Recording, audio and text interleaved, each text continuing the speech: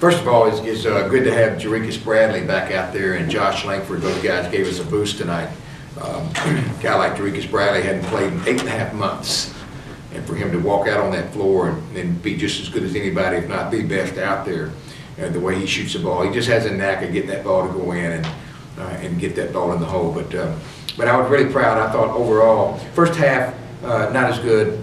Let them have it at halftime. And the biggest thing is that I just felt we played selfish in the first half. I didn't think we made the extra pass. I didn't think we were executed offensively. I didn't think defense, we were talking to each other. We had a charge taken down there, and nobody complimenting one another. And again, that's a selfish brand of basketball, and that will not be tolerated.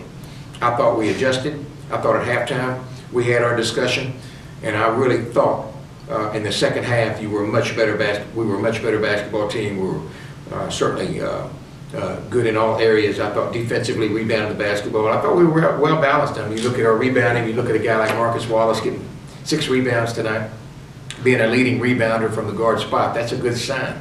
But again, it goes back to having Josh and JB back in there that made us go.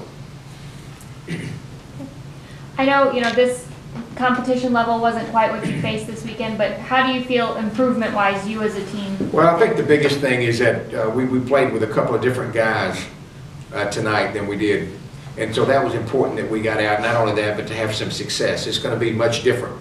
And I certainly give Hannibal-LaGrange a lot of credit because I thought they were very pesky. I thought they were a good basketball team, but it's not going to be what we're facing. But I do think that we just gradually getting better, working the basketball defensively, getting a little bit better, keeping some pressure on them. But I'm proud of our depth right now. I think our depth is good. You look at 12 guys that scored.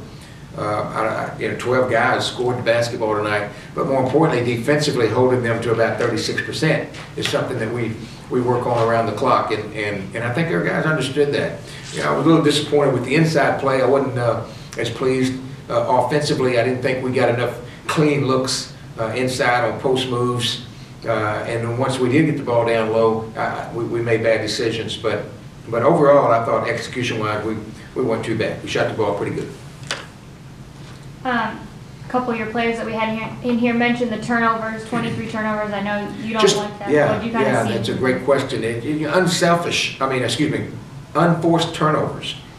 Dribbling the ball off your feet, throwing the ball between somebody's legs and off your foot and over the backboard and all those things add up, and you can't beat good teams with that. So we got to get our turnovers down. I thought we handled that pretty good out in California, but when you have a lot of players playing, sometimes it takes a while to get that chemistry going and get that snap passing and everything else. And we have a lot of freshmen. We have 4 freshmen that are playing, and they don't quite know exactly how to play as hard as you want to. Marcus Wallace is going to be a good one.